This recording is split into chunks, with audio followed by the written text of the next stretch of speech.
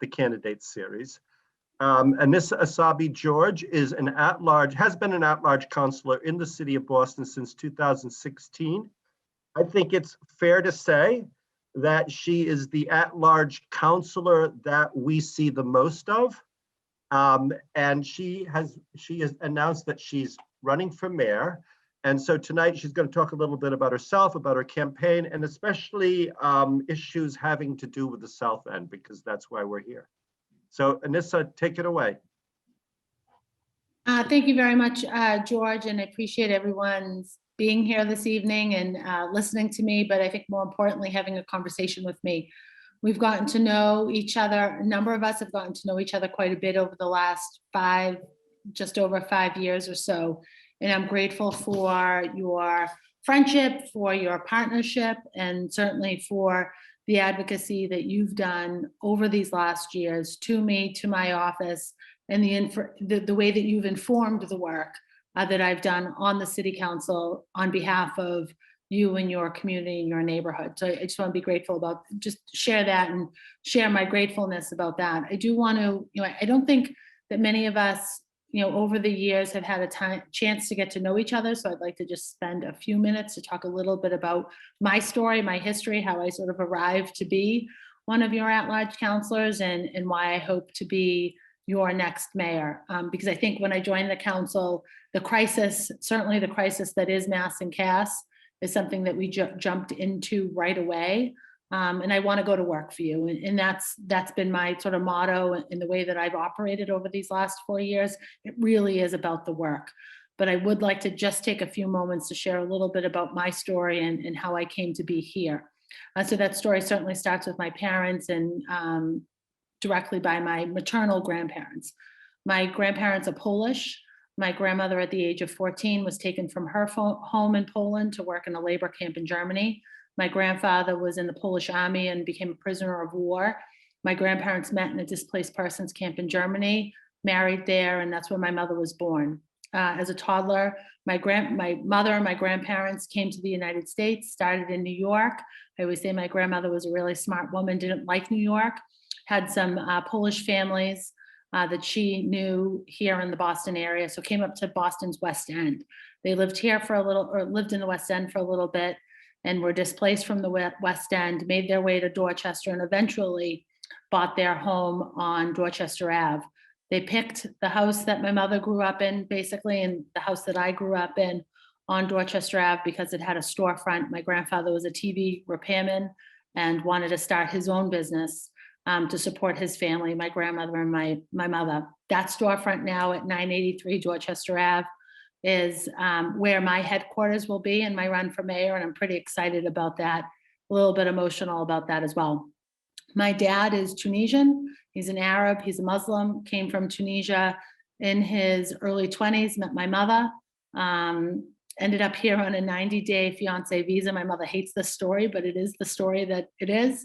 Was lucky enough to convince my mother and my grandparents that he was good enough to marry, at least good enough to marry, and they were married, and the rest is history. And my parents had 4 children, myself, my brother, and my 2 younger sisters, and worked really hard to give me and my siblings, my extended family, sort of the life that we have today. My dad is no longer with us. My mother is still with us. My dad is no longer with us. He worked 22 years at Boston University as a security guard, gave me the opportunity to go to college for free, and I'll be forever grateful about that. I am a graduate of the Boston Public Schools. I went to Boston Tech, which is now the O'Brien. My 4 children are students in the Boston Public Schools, and I am a former classroom teacher. I spent 13 years teaching at East Boston High School prior to becoming an at-large city councilor. As you know, many of you know, a lot of my work on the Boston City Council has brought me to the education space, as I am a former teacher. That is the field that I know the most, that I consider myself the expert and spend a great deal of my time in. But it is, I would say, second to my work around supporting our families and our residents who are experiencing homelessness. It is second to the work that I've done around the opioid crisis and improving access to mental health across our city, but in particular in the Mass and Cass area, and the challenges that we continue to face in that area. I'm certain and confident that most of our conversation this evening will be around the work that's happening at Mass and Cass, both from sort of a global perspective, how are we working to end this global crisis, which is the opioid crisis, but more specifically to the impacts of that crisis on our residents, you that live in the community that's most directly impacted by what's happening at Mass and Cass, the local businesses in the area and those that go to work in the area, how they're impacted, but also by the individuals who are suffering, who are experiencing substance use disorder, who are living unsheltered, also impacted by this crisis. So for me, the work has very much been through that lens and looking at the work that way. So thinking globally about the need to open the Long Island campus, to rebuild the bridge, to look very creatively about the opportunities to utilize ferry services. But more important than that, and as important as that is to me as a city councilor, and more specifically as the next mayor of this city, it's really about the work that we can do yesterday, today, and tomorrow to help those that are suffering and sick and dealing with substance use disorder, and responding to and improving the quality of life for those that are living in the area, who have invested in the area, who have committed their lives or their businesses to the area that's so directly impacted by the opioid crisis and by the challenges that the opioid crisis brings us. We often talk about Mass and Cass. I'm an at-large counselor. Every neighborhood, every issue, every resident is really important to me across the city. And when we often talk about the opioid crisis, it is often about what's happening at Mass and Cass, but it is also, that is, I think, an indicator of what's also happening in many of our other neighborhoods, not to the same degree and certainly not as significant as it is in the South End and Lower Roxbury, but we are feeling the implications of the opioid crisis in Roxbury, in East Boston, in the North End, in Charlestown, in Hyde Park, in Mattapan, in Dorchester, where I call home. So, I think that it's probably best that we just get to Q&A, because I think we'll get through the rest of the spiel and the work that I'd like to share with all of you. Certainly know that a lot of this conversation will be focused on what's happening at Mass and Cass, but would also love to entertain questions and conversation around education, around the economy, around transportation, around quality of life and other aspects, whether it's open and green space, et cetera, et cetera. So with that, George, I'm going to hand it back to you because I think you're moderating this evening. I'm actually not moderating. Jonathan is. Jonathan and Matt are moderating. So I'm going to hand it over to them. Sure. Yeah, we are tag teaming the situation. So good teamwork. Thank you, Annissa. This is Jonathan from Blackstone Franklin Square Neighborhood Association. Matt Muse is powering the Zoom meeting tonight. So bringing your video to all of us in the community.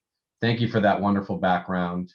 Thank you for your history. I think family and history of your family is very important, especially in our community, because we're so diverse and we have lots of different people that come from many different backgrounds. The South End being, I think, one of the most diverse neighborhoods in the entire city.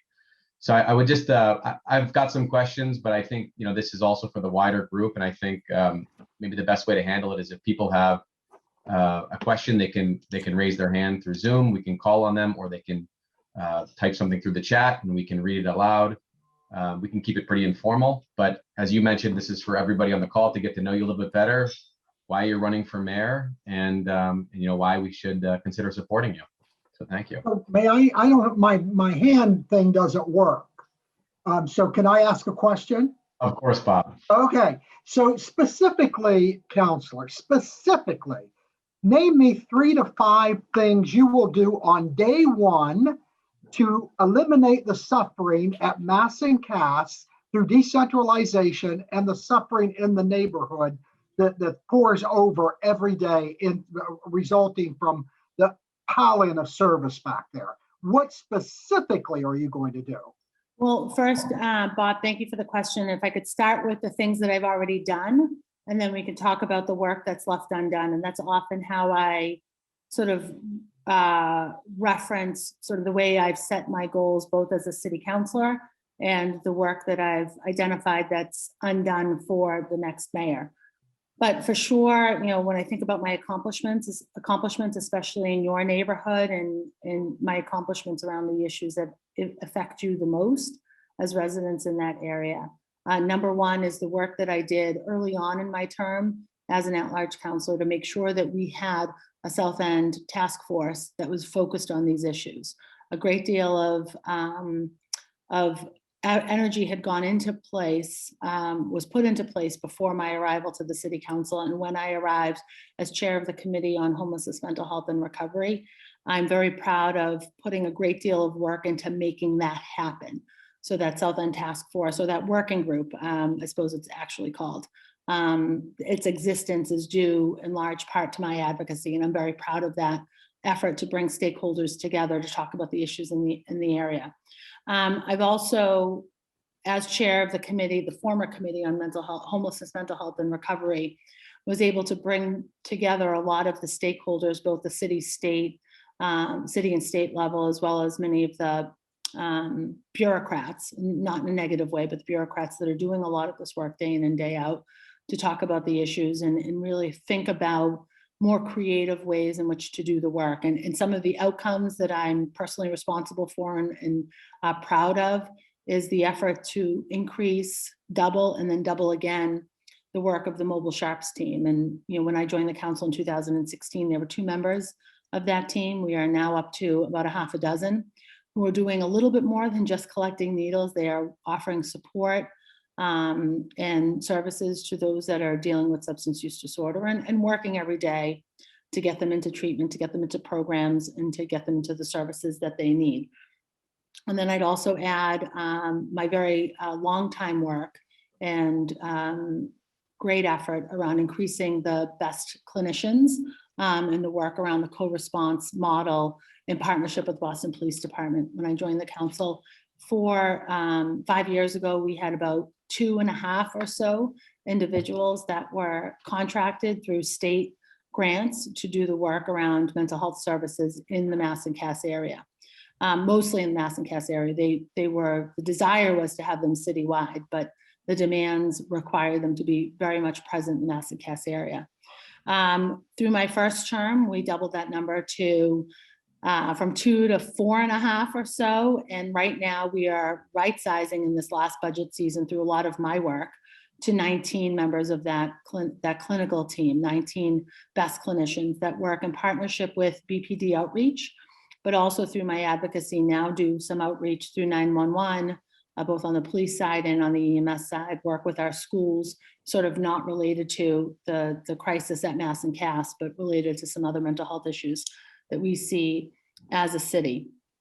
And then I'd also say that we've continued the long conversation, and unfortunately it's still been a conversation with some success around the Long Island Bridge, both actively testifying at the State House, testifying in Quincy, and working with the administration to get the Long Island Bridge to realize it, to make it happen. That is still many, many years away. So as mayor, I think that there's a number of things that I would do.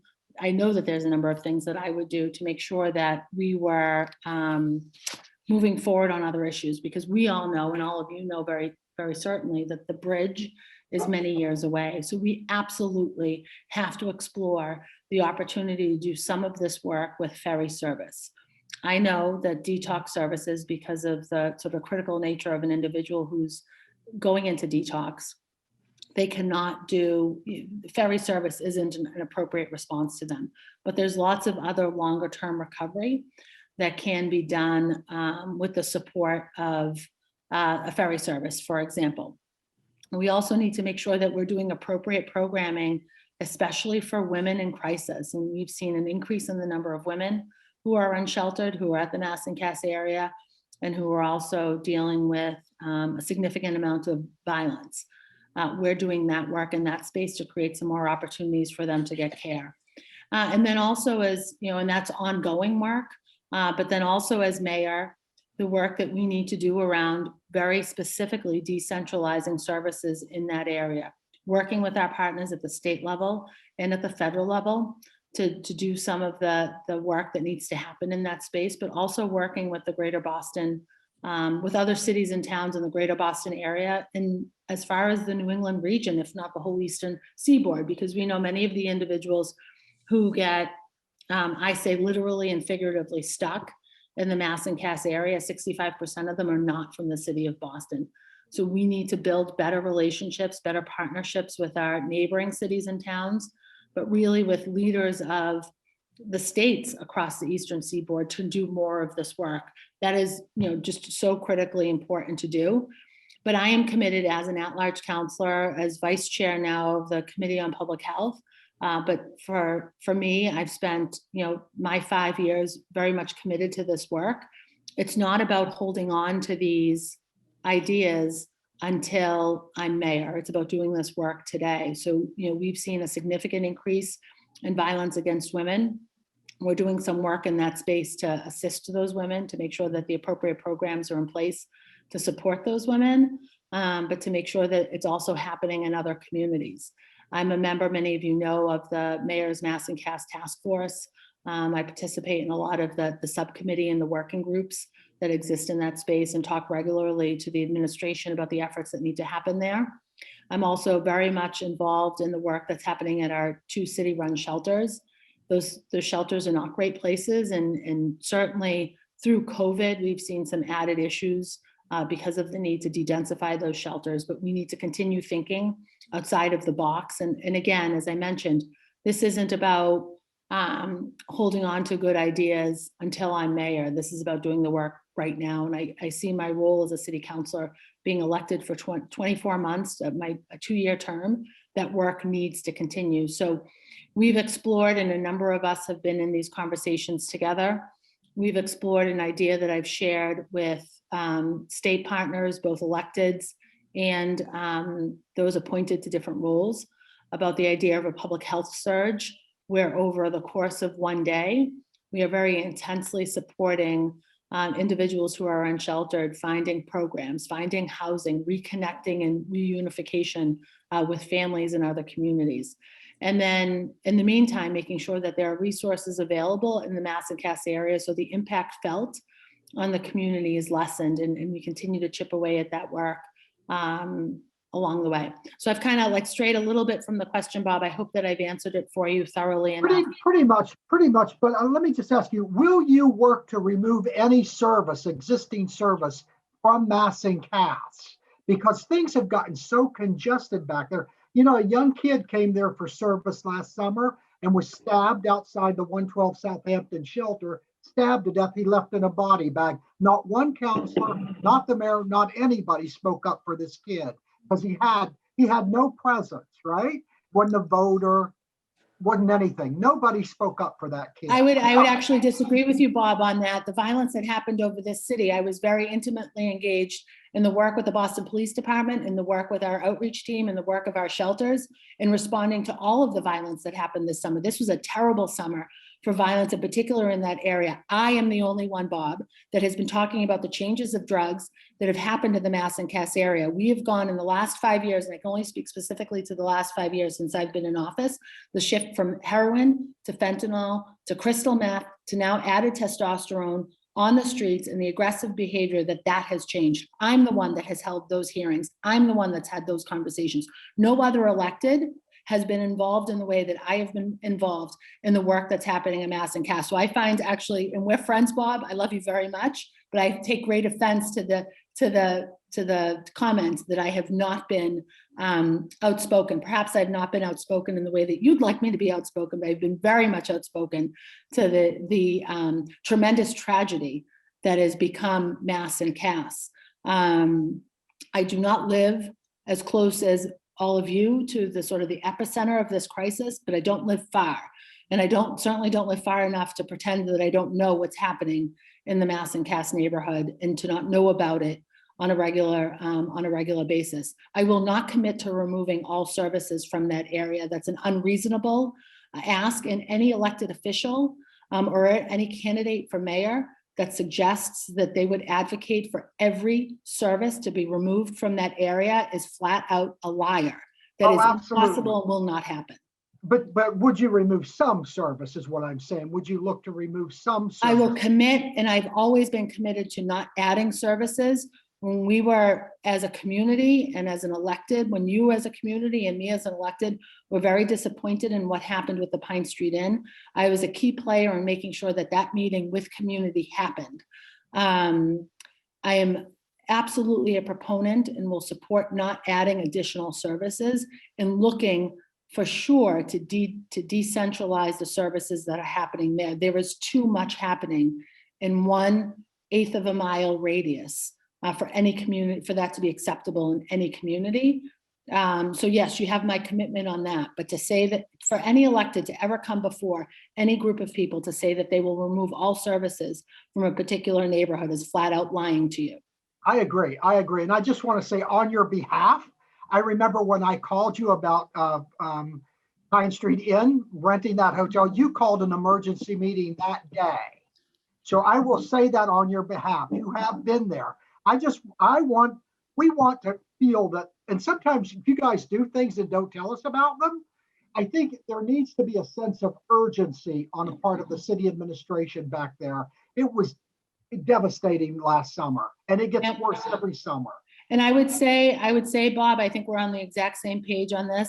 The dismantling and the discontinuation of my committee on homelessness, mental health, and recovery. I don't say it didn't play a large part, but it played a certain part in the lack of very dedicated and specific attention to what's happening in the Mass and Cass. To have embedded that, and many of you know I was very publicly disappointed and shared that disappointment very publicly with my body and with my council president.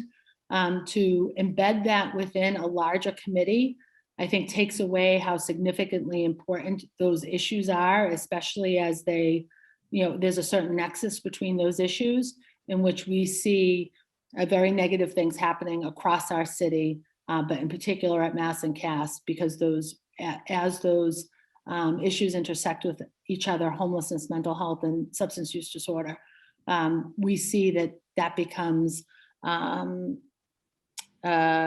point at which things don't work out well for anyone, for a neighbor, for a resident who's invested a great deal of money and time and energy into a community, the same for a business owner, the same for an employee coming into a community, and then also for the person who is sick, the person who is suffering. We have not created, as a city, we have not created the quality of life for any one of those individuals or entities to exist in sort of a peaceful, thriving way. Thank you. I'll shut up now. Thank you, Bob, for that question. And Annissa, thank you for your passionate and I would say very detailed response, because this is certainly a hot priority topic and there's going to be a lot more questions on it tonight. Why don't we pivot? I would say, actually, Jonathan, if I could add one more thing, and this may be of interest to those that are logged into this meeting, I do think we need to do as a city, and something that I would look to do as mayor, I've attempted to do as city councilors, we really need all of the parties at the table, especially those that hold the levers to the different pieces of the pie that could really make some real gains in this place. So whether it's the healthcare community, whether it's the substance use and sort of recovery community and those with lived experience doing a lot of the outreach, whether it's the public works community, which has been more and more active, but still we see what happens and the implications of missing a day of services has on a particular community. But it's also about bringing together in a different way. I would venture to say at a cabinet level position, some of the work that's happening around the impacts of the opioid crisis on our city as a whole. If we make it that important as a city, perhaps we'll have a slightly different response, or hopefully not slightly, hopefully a tremendous response, change in the way that we're responding to this crisis.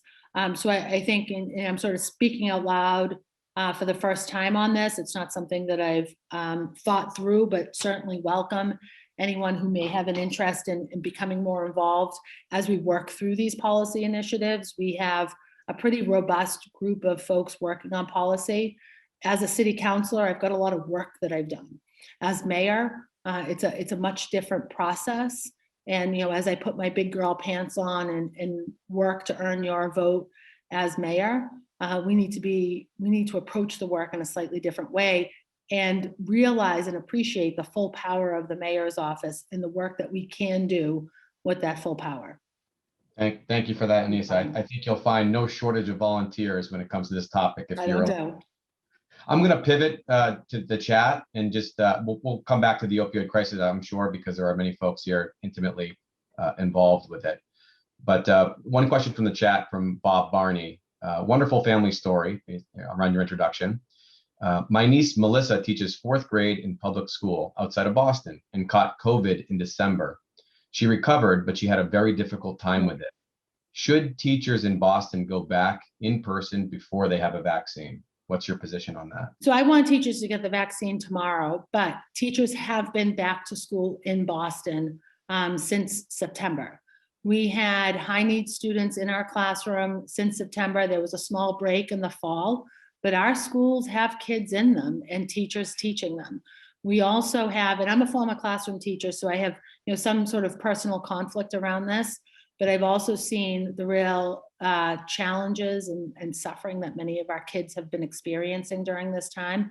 And I also know when we think about the future of the Boston Public Schools, we see very clearly that our Catholic school partners, our private school partners that are educating our kids across our city have been in school in person, and many of them, almost all of them, full time. It is, when we think about the Boston Public Schools, these are our poorest kids, mostly across our city, our kids who have experienced and witnessed some tremendous trauma.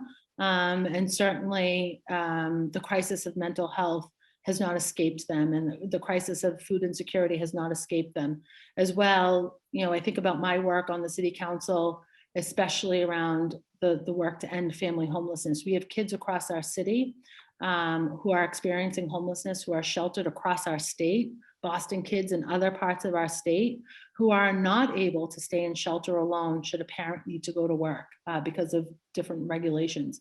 We need to open our schools. We need our teachers vaccinated, but we need to fully open our schools at the same time. We need to figure out a way to do that in partnership with the teachers union, for sure. And in partnership with our teachers, we have to be creative about some of our scheduling. We know that there are a number of our teachers that are in a much higher or a high risk category around healthcare. We need to make sure they are front of that line.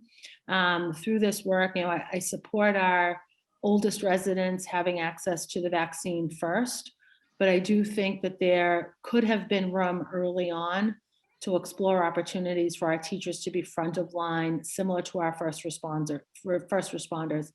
Teachers are essential workers. And when we think about our kids who are experiencing significant learning loss, who are also in the midst of serious mental health crises because of isolation, because they receive mental health services in their school communities, the challenges are very real, and there isn't the easy answer or the number one right answer, but we need to work more quickly to get our kids back into school and make sure that we can do it certainly safely. Yeah, thank you very much. That was a great answer. I think I caught a glimpse of so there's a question here from Chloe regarding the simultaneous teaching. Since the conversation around the simultaneous, I spent 13 years in the classroom. It is unreasonable to ask our teachers to do both, to simultaneously teach kids that are at home and teach kids that are in the classroom. And that was my comment around creative scheduling and creative planning. We can do better for our kids and for our teachers. The simultaneous teaching model is one that is mediocre at best. And in line with that question and subject of schools, Chloe also had a question around equitability in the education system, and I'll read it just so everybody can hear. The question is, what are your plans to make the BPS more equitable? 25% of your middle high schools go to exam schools. Then there are some schools that get to choose their student population, and others have little choice, not to mention that some schools are assigned with high priority students than others. So what is your plan to make education more equitable for all? Thank you, Jonathan. Thank you, Chloe, for the question. I'd first say that we lack equity across all systems of services across the city, whether it's in public safety, whether it's in healthcare, certainly whether it's in healthcare, whether it's in housing, whether it's in transportation, whether it's in climate preparedness and resiliency. We lack equity across all systems, and your next mayor needs to make sure that equity and ending systemic racism across all those systems is a priority for that mayor. It is certainly a priority for me. And when it comes to our schools, it screams loud and clear the inequities that exist across the board. I don't imagine, when I imagine being mayor, there's a little bit of a fun activity that, any one of us do. We sort of reimagine what the city would look like under our leadership. And, that's what wakes me up sometimes at 4:15 in the morning as I think about what my administration would look like. And it's both a fun activity. If I think about my 15-year-old self who fell in love with Boston politics as a student activist, and then I'm reminded of the pressures of the real work that I'll need to do as mayor. When I think about our schools, it's not about, the answer should never be, we need to make sure that we have great schools in every neighborhood. We need to make sure that every school is a great school. That's how we create true equity across the system. And when we think about entrance to the exam schools, a lot of the conversation around equity, a lot of the conversation around the systemic breaks within our education system are always related to the conversation around our exam schools. I'm a graduate of Boston Tech, which is now the O'Brien, the stepchild of the exam schools, the third exam school on the list. And I'm very proud of that experience. I'm very proud of that education, very proud to have graduated from Boston Tech. It gave me opportunities that my husband, who graduated from Boston Latin School, didn't have. I took sheet metal, my mailbox on my home, I made in high school. I took drafting, 2 years of drafting, a year of intro to architecture. I took electronics. I took computer science, not just word processing. And to me, that was an education. My husband's an engineer and didn't take any of those things. And so I'm really proud of those experiences. But the conversation, and so that being said, I'm a proponent of an exam. I was not a supporter of the ISEE because it did not match the curriculum that was offered in the Boston Public Schools. But I do think around admissions to our exam schools, that there should be some sort of assessment associated with that admission. I think that the greatest mistake we made this fall as a school system is we charged a very smart, well-intentioned, thoughtful group of individuals with the exam school process. What we should have charged them with, and I said this both at City Council and to the school committee, is that we should charge those same groups of thoughtful, well-intentioned, intellectual individuals with looking at fourth grade MCAS scores and how do we improve literacy rates in kindergarten, first grade, second and third grade, because by doing those things, we improve a child's opportunity to not just attend an exam school, but achieve at any one of our high schools here in the city of Boston. I think that we should charge that same group with looking at our district high schools and how do we not just increase the number of AP course offerings, but to make sure that our kids in our district high schools are achieving or earning 4s and 5s on those AP exams instead of 1, 2s, and 3s in comparison to their exam school counterparts. Exam schools are not for every child. I lived that firsthand going to Boston Tech. I've got 4 boys in high school, 2 at Latin School, 2 at Latin Academy. And, so I both lived it myself and I'm now living it as a mom. And I worked at a district high school for 13 years. We also need to make sure that we're reimagining sort of the way that our kids enter school in those pre-K years. Early education builds the foundation for future success. We can measure a student's eventual success, unfortunately, based on what they do in those early grades. So that's where the true investment needs to come from. That's where the true reconfiguration around how we're teaching, how we're introducing our kids to academics, how we're enriching their lives, whether it's with athletics or the arts.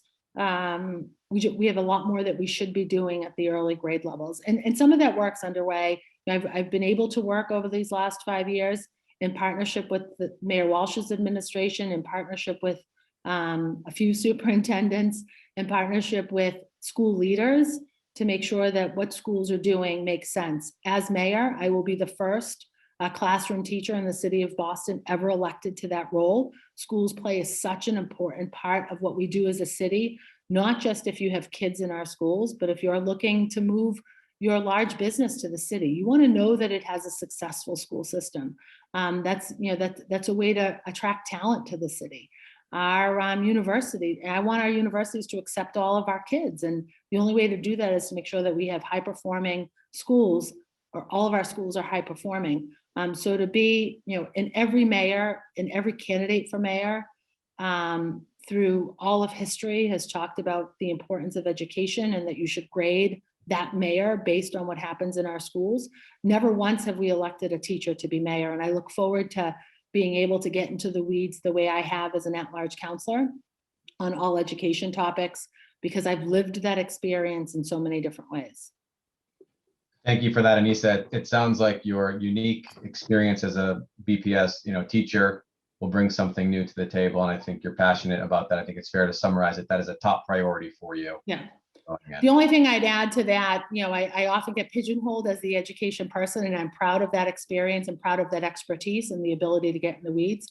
I'm also a small business owner. I'm married to a small business owner, and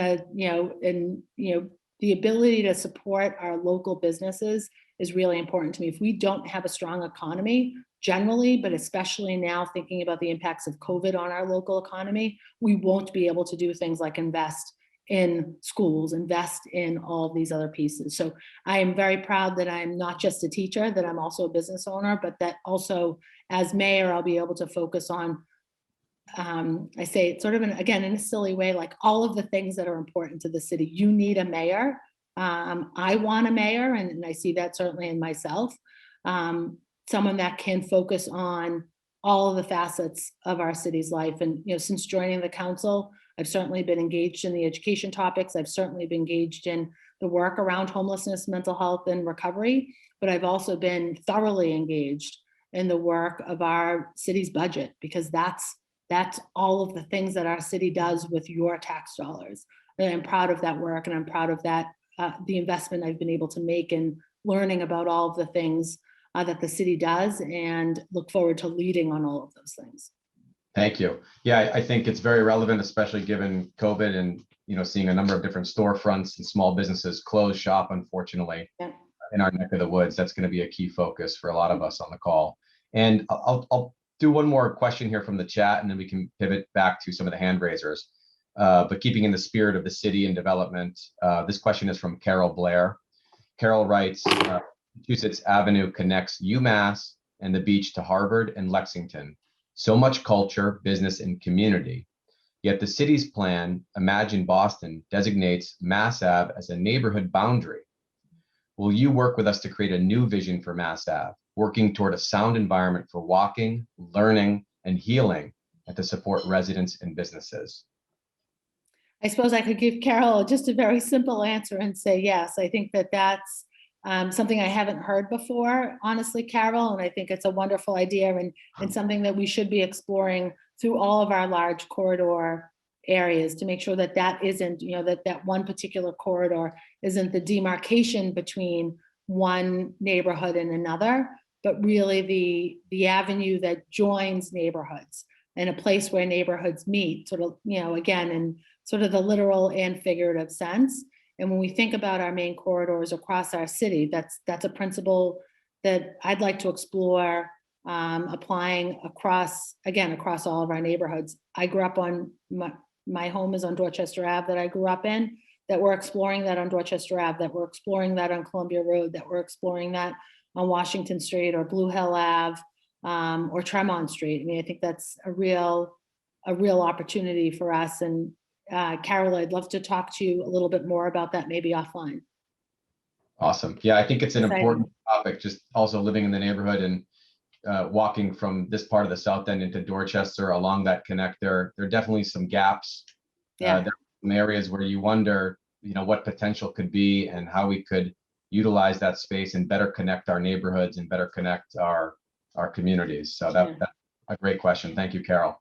Yeah, and I guess the one thing I'd add to that, Jonathan, is, that's the Imagine Boston 2030 plan. And it fits in very nicely with my 415 activity about reimagining how I'd run things as a city. We should be reimagining these corridors, and a new mayor gives us an opportunity to not restart work, but think about the work in a very different way. So that's pretty cool. And you mentioned a 4:15. Is that part of your plan that's available on your website where you're running that people can look more into? Yeah, my 4:15 in the morning wake up thinkings.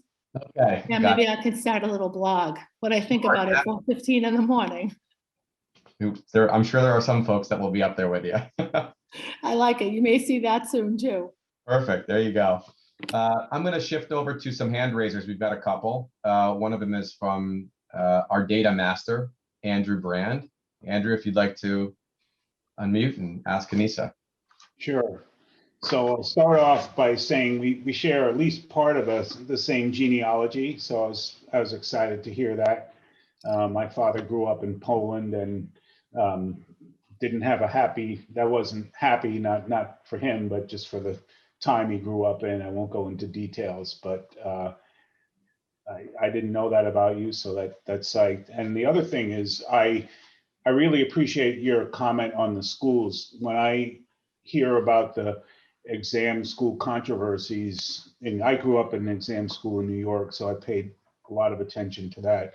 I asked the same question. Why are it's by the time they get to taking a high school exam, it's too late. You need to start figuring it out earlier. 4th grade MCAS, I wish there was a 2nd grade MCAS, not to make more tests, but Right. once you start behind, it's harder to catch up. And a lot of kids may not have any parents who speak English. It puts them at a huge disadvantage, and that's where we need to focus. It's too late, but I don't want to say it's too late when you're 14 years old, but It's hard to catch up. so on to my question. I've been quite outspoken about something that I think most everyone agrees with regard to mass CAS, is that the long-term solution is much more treatment focus and less harm reduction. And I think most people agree with that. Yes. Unfortunately, that's a long time away. And so my question is going to be more, I would love it to be earlier, and actually, Andrew, I disagree with you. The Long Island, the programs that would happen on Long Island are a little bit further away, but that does not mean that we shouldn't be advocating for, not that you haven't been, but as a city, as your electeds, looking for opportunities for longer term recovery in other ways. Oh yeah, I'm going to continue to do that, but yeah. I would love to believe that could happen in the short term, but and if it did, I'd be the happiest person, but it isn't gonna. So my question is going to be more short term oriented, which is, you mentioned at one point decentralization as a goal, but I may or may not agree with everything Mayor Walsh did, but I'm sure he tried to get things to be decentralized. And John Santiago tried to get things to be centralized. A lot of people have tried that. It hasn't worked. So I'm not, maybe Governor Baker will change the way he's been governing the state for 6 years. But it's it's like, what would have to happen? I don't know. So what would you do that's different? And I'll throw something out there and just comment on it. Or if you have a better suggestion, I'm all ears.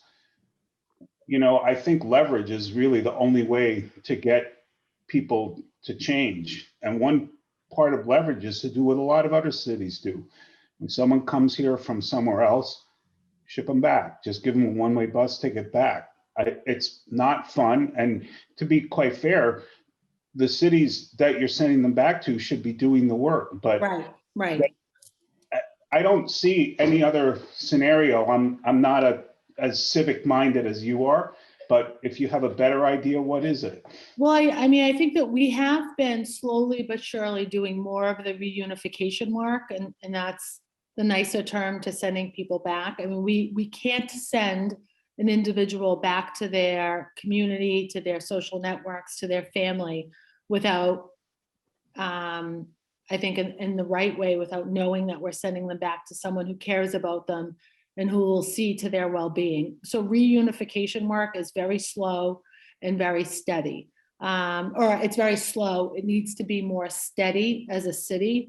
I've been criticized over the years for demanding payment from other cities and towns, because fine, if you're going to ask Boston to do the work, you need to reimburse us for this work, because our system, you see it, you live it every day.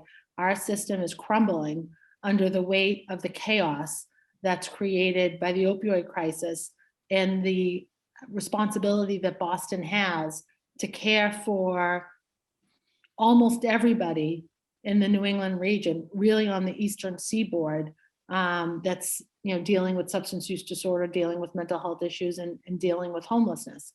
So I think that work will continue. I think leveraging one's power as mayor, especially mayor of the capital city, of the sort of the economic engine, not just of the state, but of the region, is one that we can be a little bit more forceful on. We've made some strides as a city, we haven't been as successful. I'm certain Mayor Walsh would agree, we haven't been as successful as we'd like to be on a regional approach to creating more affordable housing, for example. But we need a very similar approach to the opioid crisis, where it is a regional approach in every community, every city, every town, every municipality takes on a particular responsibility, because it's, the numbers. When I took office in 2016, 40% of the individuals were from somewhere else other than Boston.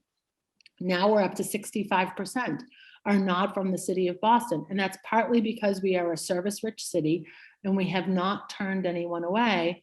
But it's also because we've made it too easy on these other cities and towns to do their work, to care for their residents. So, I think that, what we've talked about internally, and one of the issues through some of our inside conversations, and some of this has happened publicly, is, how do we declare an appropriate state of emergency to get other cities and towns to do this work? Every conversation I have with community members across our city is, if you've got friends and families in other cities and towns, ask them to please help us care for their residents, care for their community members, because we need that help. Because if Boston breaks, and Boston is at a breaking point when it comes to caring for those that have substance use disorders and experiencing homelessness, if our system of care collapses, there's nobody there to pick up the pieces. When Worcester shuts down their shelter and says that they're all done with homelessness, that they've solved the problem, Boston picks up the slack. We care for those individuals, but if Boston falls apart, there's no one left.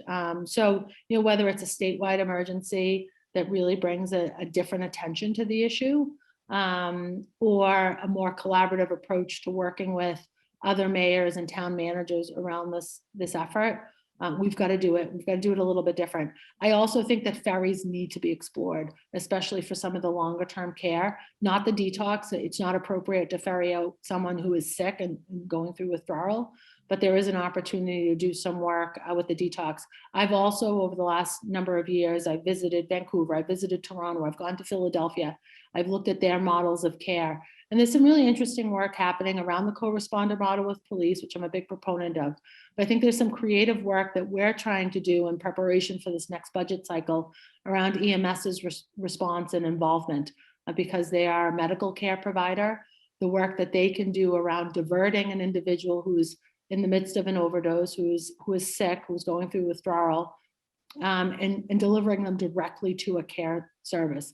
Ambulances, EMTs, and paramedics do not only have to deliver to an emergency room.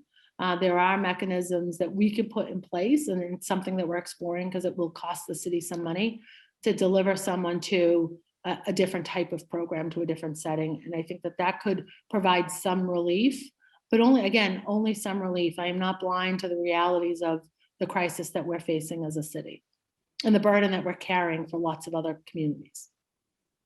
No, thank you for that answer. I appreciate it. I especially like the idea of sending people to treatment rather than to the ER, where it's just going to be a never-ending cycle. I do want to try to follow up on for everybody on the call. Annissa has again put her cell phone out there, so feel free to reach out to her. any questions, get involved. Annissa, we hope you'll come back and join us again. And thank you for continuing to advocate for us. No, it's my pleasure. Thank you very much.